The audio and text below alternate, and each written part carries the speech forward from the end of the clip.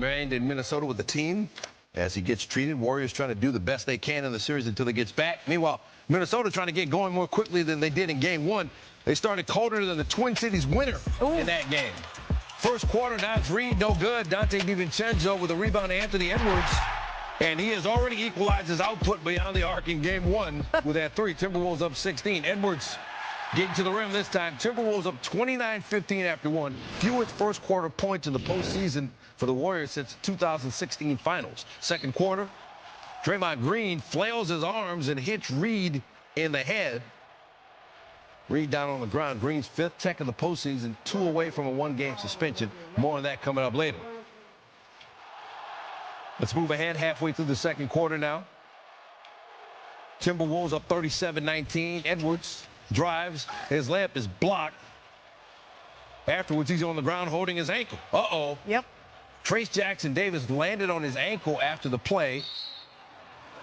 And Steph Curry watching, like, I feel you. Edwards would walk to the locker room, visible limp as he walked away. Less than 2 minutes remaining in the half. Timberwolves up 15. Julius Randle for three. Minnesota 16 for 37 from three in game two. 5 for 29 in game one. They're up 17 at the half. Third quarter, here comes Edwards. Warriors down 13. Moses Moody no good on the three. Randle with a rebound. Up ahead to Jaden McDaniels. Big finish. He had 16. Wolves shot 51% as a team in this game. Timberwolves up 15. Late third quarter, now they're up 16. Randle to Edwards. Edwards had 20 points, 9 boards. Timberwolves up 78-60. Final seconds of the third, Randle. He had 24 points, 11 assists. Timberwolves led the entire way. They win it 117-93 and tie the series at a game apiece. For as much attention and, effort teams, do to, try to stop him. He's never one to, like, sit out of games or miss games. He's always put his best foot forward. And, I don't know, he's like, all right, man, I've seen him get hit, knocked down so many times. Better off, he like Wolverine. Like, he gets hurt and he do something in the back. I don't know what the hell he do, but he do something in the back. He come out, he balls. That's what he does. Yeah, I'm not going to lie. D. Hines, I don't know what he be doing, but my physical therapist, he the best in the world. Yeah. This one I was really worried about, actually. I thought, there's lots of ways that being an elite athlete pay off, and, being able to shake those things off certainly is one of them. But this one I was really planning on not seeing him the rest of the game, to be honest with you. So I don't know what it is. It's like they don't let me shoot threes no more. It's crazy. Like, I don't know. But they let me get to the rim, and I'm not finishing, so it's kind of weird. I got to get back to working on my finishing and stop working on my threes because they're not letting me shoot threes. 20 for Edwards as he survives a scare with the ankle. Julius Randle stepped up big time. He became the 4th player in franchise history with a 20-point, 10-assist playoff game. In fact, it was the first in Randle's postseason career, and it led to the win. As for the Warriors, they look ahead to bouncing back at home in Game 3. This is what makes the playoffs so strange, and it's the same way every year. Matchups dictate so much, injuries dictate so much. Both Trace and J.K. have kind of been out of the loop, the last month or so. But all of a sudden, with Steph's injury, with the opponent that we're playing against, they're back in the forefront. So both of them, we provide the athleticism and the finishing that we're going to need against this team. Experimental or not, I still would like to win. But I think the biggest lesson is don't start off in a hole like we did tonight. In a game maybe could have ended. Another significant storyline, as we showed you in the highlight, the Draymond Green technical making contact with Naz Reid's face. That's his 5th technical. He was visibly upset with the call. And after the loss and after the game, Green had this to say at his locker. I look like the angry black man. I'm not an angry black man. I'm a very successful, educated black man with a great family. And I'm great at basketball. I'm great at what I do. The agenda to try to keep making me look like an angry black man is crazy. I'm sick of it. It's ridiculous.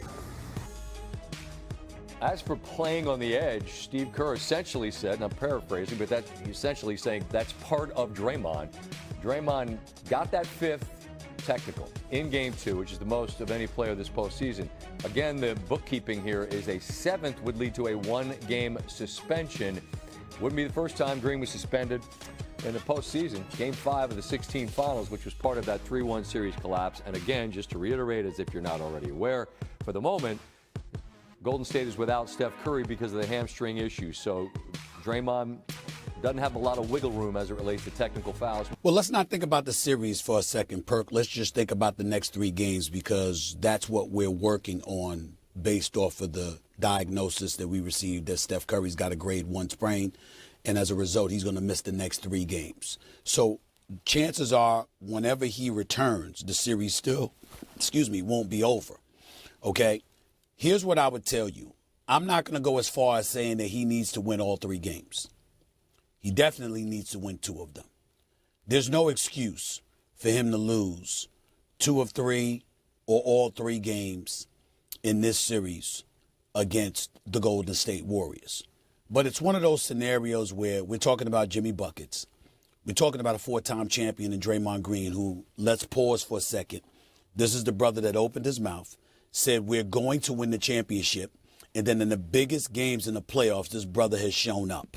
And I've religiously stated that if the Draymond Green that showed up in Game 7 of the 2016 NBA Finals, when LeBron James was given that stimulus package by the league in terms of getting Draymond suspended for that Game 5, and then Bogut and Iguodala get hurt, and then obviously they're compromised for the rest of the series. If y'all remember, Draymond dropped like damn near 30, I think about 30 that game, and hit like 7 3-pointers. If Draymond Green shows up and is hitting open perimeter shots, I want to be on the record that the Golden State Warriors can win the championship. They can actually win the championship if that brother's hitting open threes, because people leave him open. And if you leave him open and he's drilling those shots, the Golden State Warriors are a different threat entirely. Having said that, because of how he has stepped up, because of what we know Buckets can do, because of the way Buddy Hield has looked like the reincarnation of Klay Thompson, for crying out loud, it is not beyond the pale that the Golden State Warriors can win another game. And in the event that Steph Curry comes back after Game 4, that the series is tied 2-2. Okay? Or even if, Minnesota's up 3-2 after 5 games. I think we'll see Steph Curry by Game 6. But if you're Ant-Man, here's where it gets interesting. And Perk, I think I'm even going to convince you to agree with me on this one. We didn't believe Ant-Man when he said he didn't want to be the face of the league. What we said was, you don't want the headache off the court. You want to live your life. You don't want to be bothered. But on the court, you don't mind that smoke. We know who he is and how he embraces challenge. He took out Kevin Durant, Book, and Beal, took out Jokic and Murray, lost to Luka and Kyrie before taking out LeBron and Luka, in the first round of these playoffs. And now you got an opportunity to take out Steph and Jimmy Buckets. We know what kind of smoke Anthony Edwards wants on the court.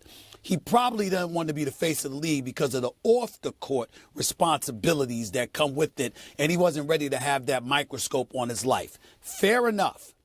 But if he loses, like if Steph Curry don't even have to come back, and the Golden State Warriors manage to take Minnesota out without him, that is egregious. And everything that we have been saying about Anthony Edwards goes out the window. Now we believe him. You really didn't want to be the face.